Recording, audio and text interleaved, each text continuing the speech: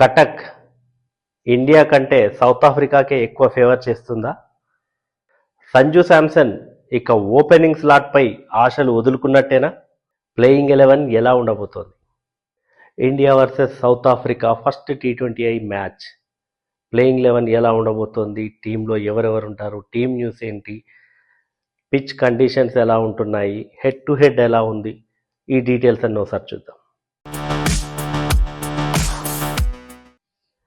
Welcome to Crick my show, నేను DVR. మొత్తానికి test సిరీస్ని 2-0తో కోల్పోయినప్పటికీ కూడా వన్డే సిరీస్ని 2-1తో దక్కించుకుంది టీమిండియా. మరి ఆ ఊపుని T20 సిరీస్లో కూడా కొనసాగిస్తుందా? ఖచ్చితంగా కొనసాగించాలని అభిమానులంతా కోరుకుంటున్నారు. రికార్డు చూస్తే కూడా టీమిండియాది కొనసాగించేలాగానే కనిపిస్తోంది. మరి రికార్డు ఎలా ఉంది T20Iలో? ఇండియా వర్సెస్ సౌత్ ఆఫ్రికా ఇప్పటి వరకు 31 T20I మ్యాచ్లు ఆడితే 18 మ్యాచ్లు ఇండియా గెలిచింది, 12 మ్యాచ్లు సౌత్ ఆఫ్రికా గెలిచింది. ఒకే ఒక్క మ్యాచ్ రద్దయింది. అయితే టీమిండియా ఓవర్సీస్లో ఎక్కువ గెలిచింది సౌత్ ఆఫ్రికా మీద కంపేర్ టు ఇండియాలో. ఇక ఇందులో ఇంకో విషయం ఏంటంటే, ఫస్ట్ T20I మ్యాచ్ జరగబోయే బారాబతీ స్టేడియం, ఒడిశాలోని బారాబతీ స్టేడియం ఇప్పటి వరకు 3 T20I మ్యాచ్లు మాత్రమే జరిగాయి ఇక్కడ. మరి ఆ 3 T20I మ్యాచ్ల్లో టీమిండియా 1 మాత్రమే గెలిచింది, మిగతా 2 T20I మ్యాచ్లు ఓడిపోయింది. ఆ ఓడిన T20I మ్యాచ్లు ఎవరి చేతిలో తెలుసా?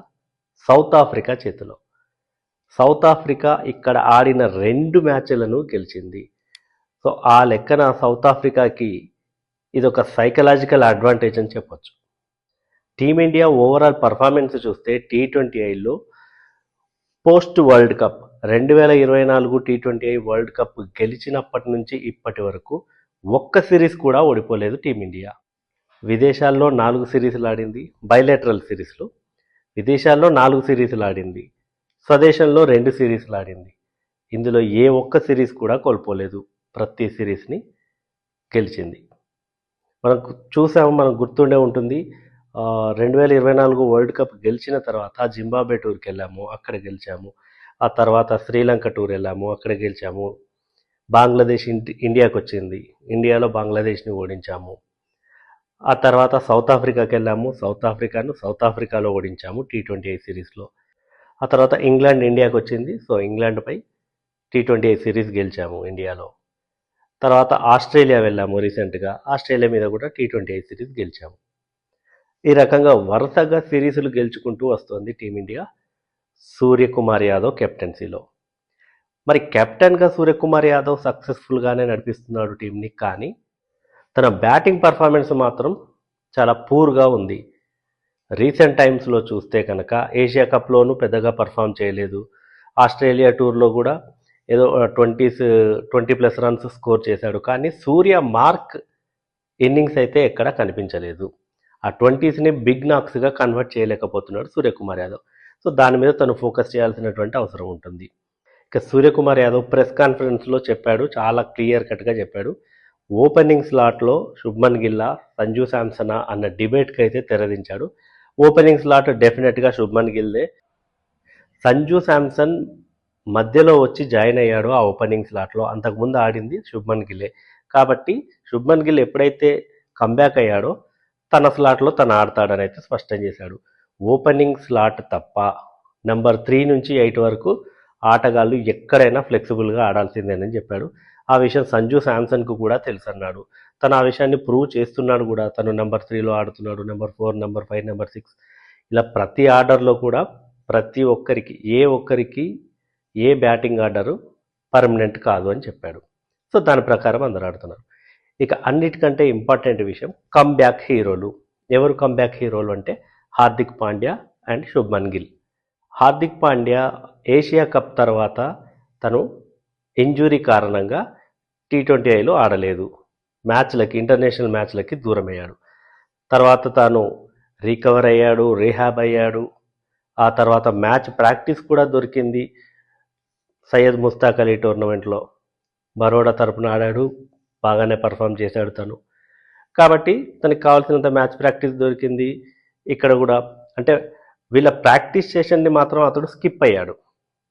స్కిప్ అయినంత మాత్రాన అతను ఫిట్గా లేడని కాదు. హార్దిక్ పాండ్యా చాలా ఫిట్గా ఉన్నాడు, తను అందుబాటులో ఉంటాడని చెప్పేసి సూర్య పీసీలో చెప్పాడు, అదే ప్రెస్ కాన్ఫరెన్స్లో చెప్పాడు. ఇక ఆ తర్వాత శుభ్మన్ గిల్. మరి హార్దిక్ పాండ్యాకి అయితే మ్యాచ్ ప్రాక్టీస్ దొరికింది. శుభ్మన్ గిల్ ఆస్ట్రేలియా టూర్లో ఆ టెస్ట్ మ్యాచ్లో కొన్ని బాల్స్ ఆడిన తర్వాత తన నెక్ ఇంజురీతో ఇంటర్నేషనల్ క్రికెట్కి దూరమయ్యాడు. ఆ తర్వాత మళ్ళీ ఇప్పుడు కమ్బ్యాక్ అయ్యాడు. తను కూడా రికవర్ అయ్యాడు, రీహాబ్ అయ్యాడు. రీసెంట్గానే బీసీసీఐ కూడా ఒక వీడియో పోస్ట్ చేసింది. ఆ వీడియోలో శుభ్మన్ గిల్లే తన గురించి తను మాట్లాడుకున్నాడు, ఫిట్నెస్ గురించి. సెంటర్ ఆఫ్ ఎక్సలెన్స్లో, బెంగళూరులోని సెంటర్ ఆఫ్ ఎక్సలెన్స్లో తను తన ఫిట్నెస్ పరీక్షల్ని అన్నింటినీ ప్రూవ్ చేసుకున్నాడు.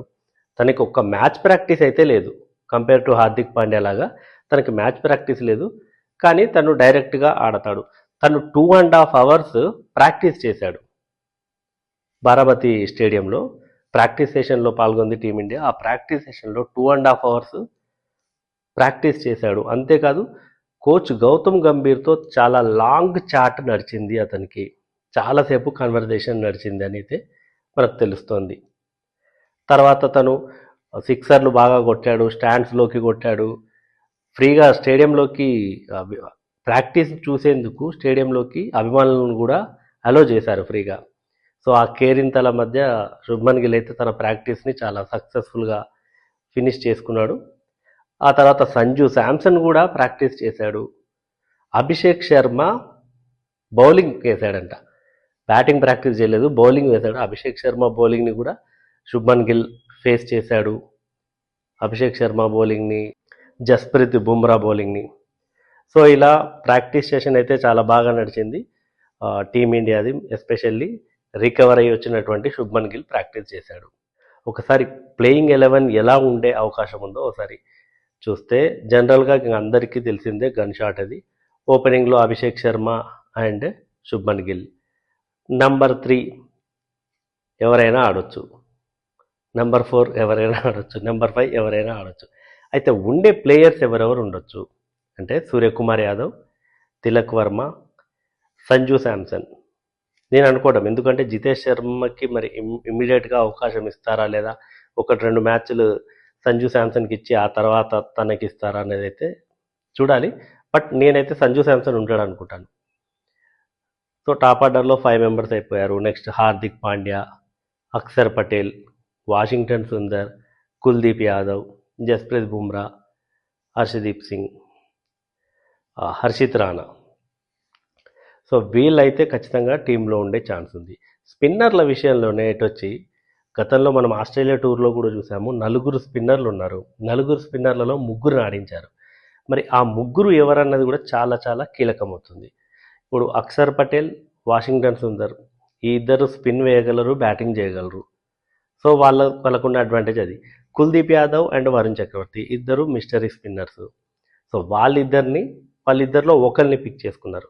మనం ఆస్ట్రేలియా టూర్లో కనుక చూస్తే T20I సిరీస్లో ఫస్ట్ 2 మ్యాచ్ల్లో కుల్దీప్ యాదవ్ను ఆడిచ్చారు. ఆ తర్వాత 3 మ్యాచ్ల్లో వాషింగ్టన్ సుందర్ని ఆడిచ్చారు. వాషింగ్టన్ సుందర్ 3వ T20 మ్యాచ్ ఆడినప్పుడు మ్యాచ్ విన్నర్గా అవతారం ఎత్తాడు. అతను 49 నాట్అవుట్ ఉన్నాడు ఆస్ట్రేలియా మీద జరిగిన 3rd T20Iలో. తర్వాత మ్యాచ్లో వికెట్లు తీశాడు. సో తను కూడా ఛాన్స్ వచ్చినప్పుడల్లా ప్రూవ్ చేసుకుంటున్నాడు వాషింగ్టన్ సుందర్. కాబట్టి తనకి డెఫినెట్గా మరోసారి అవకాశం వస్తుంది. అక్షర్ పటేల్ ఉన్నాడు. ఇక కుల్దీప్ యాదవ్, వరుణ్ చక్రవర్తిని ఏమైనా రొటేట్ చేస్తారా, లేదా వరుణ్ చక్రవర్తిని కూడా అలానే ఉంచి ఒక స్పెషలిస్ట్ స్పిన్నర్ కాబట్టి ఈ ఆల్రౌండర్ కోటాలో వాషింగ్టన్ సుందర్ కానీ అక్షర్ పటేల్ కానీ వీళ్ళని ఏమన్నా రొటేట్ చేస్తారా? అక్షర్ పటేల్ అండ్ వాషింగ్టన్ సుందర్ అయితే ఈ మధ్యకాలంలో చాలా కీ రోల్ ప్లే చేస్తున్నారు మిడిల్ ఆర్డర్లో. ఫినిషింగ్కి ఎట్లాగో మనకి వీళ్ళే ఫినిషర్స్గా కూడా ఆ రోల్ ప్లే చేస్తున్నారు. హార్దిక్ పాండ్యా రావడంతో చాలా బౌలింగ్ ఆప్షన్స్ అయితే ఓపెన్ అప్ అయిపోయాయి. ఆ విషయం కెప్టెన్ సూర్యకుమార్ యాదవ్ కూడా చెప్పాడు. కాబట్టి నిజంగా ఆ బౌలింగ్ ఆప్షన్స్ అనేవి అంత ఉన్నాయి. హార్దిక్ పాండ్యా ఏషియా కప్లో ఓపెనింగ్ స్పెల్ వేశాడు. సో హార్దిక్ పాండ్యా ఉండటం వల్ల మిగతా పేస్ బౌలర్లకి కొంచెం ఒక ఎండ్ నుంచి మంచి సపోర్ట్ దొరుకుతుంది. ఇక శివం దూబే తనని కూడా నెంబర్ 3లో బ్యాటింగ్ ఆడించారు, నెంబర్ 4లో ఆడించారు, ఫినిషర్గా నెంబర్ 7లో ఆడించారు. కాబట్టి వీళ్ళందరూ ఎవరు ఎక్కడైనా ఆడగలుగుతారు. సో అన్నిటికీ అన్ని సిచ్యువేషన్స్ని అడాప్ట్ చేసుకుంటున్నారు కాబట్టి టీం అయితే చాలా చాలా స్ట్రాంగ్గా కనిపిస్తుంది. ఏ సిచ్యువేషన్లోనైనా ఆడగల కెపాసిటీ ఉండాలి అన్నదే ఆ టీం మేనేజ్మెంట్ లక్ష్యము. మరి దాని ప్రకారమే ప్లేయర్స్ కూడా ఆడుతున్నారు. ఇక సౌత్ ఆఫ్రికా విషయానికి వస్తే సౌత్ ఆఫ్రికాకు ఈ స్టేడియం కలిసి వచ్చింది. ఆడిన 2 మ్యాచ్లో గెలిచింది. అది పక్కన పెడితే టీం కూడా చాలా స్ట్రాంగ్గా కనిపిస్తుంది సౌత్ ఆఫ్రికా టీం. వాళ్ళందరికీ ఇండియన్ బౌలర్స్ని ఫేస్ చేయడం కానీ, ఇండియన్ కండిషన్స్లో ఆడడం కానీ చాలామందికి అలవాటైపోయింది ఐపీఎల్లో ఆడటం వల్ల. వాళ్ళ టీం లైనప్ కూడా చూస్తే ఎయిడెన్ మార్క్రమ్ ఉన్నాడు, డెవాల్డ్ బ్రెవిస్ ఉన్నాడు, ట్రిస్టన్ స్టబ్స్ ఉన్నాడు, రీజా హెన్రిక్స్ ఉన్నాడు, క్వింటన్ డికాక్ అన్నిటికీ మించి తను కూడా మంచి ఫామ్లో ఉన్నాడు సెంచరీ చేసి. సో టాప్ ఆర్డర్ అయితే చాలా చాలా స్ట్రాంగ్గా ఉంది. ఆల్రౌండర్ కోటాలో మార్కో యాన్సన్ ఉన్నాడు, కార్బిన్ బోష్ ఉన్నాడు. స్పిన్నర్లను చూస్తే కేశవ్ మహారాజ్ ఉన్నాడు. సో వీళ్ళది కూడా చాలా ఆండ్రిక్ నోకియా ఉన్నాడు. మరి టీ20లకి ఆండ్రిక్ నోకియా అందుబాటులో ఉన్నాడు. మొత్తానికి టీమిండియాకి ఉజ్జీగా కనిపిస్తుంది సౌత్ ఆఫ్రికా. ఏమాత్రం లైట్గా తీసుకోవాల్సినటువంటి అవసరం అయితే లేదు. సో డెఫినెట్గా ఈ మ్యాచ్లో టీమిండియానే ఫేవరెట్ అని చెప్పొచ్చు. ఇక పిచ్ గురించి మాట్లాడుకుంటే ఇక్కడ 160 రన్స్ కనుక స్కోర్ చేస్తే అది విన్నింగ్ స్కోర్ అనే చెప్పొచ్చు.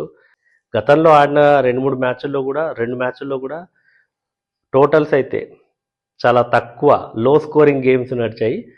కానీ ఇక్కడ ఇది 160 కనుక చేస్తే, అందుకే లో స్కోరింగ్ గేమ్స్ కాబట్టి 160 కనుక చేస్తే అది డెఫినెట్గా విన్నింగ్ టోటల్ అని చెప్పొచ్చు. 160 to 180 రన్స్. సో మొత్తానికి ఈ మ్యాచ్లో అయితే టీమిండియా ఫేవరెట్గా కనిపిస్తోంది. మరి ఈ మ్యాచ్లో ప్లేయింగ్ 11 ఎలా ఉండబోతోందని మీరు అనుకుంటున్నారో కమెంట్ చేయండి.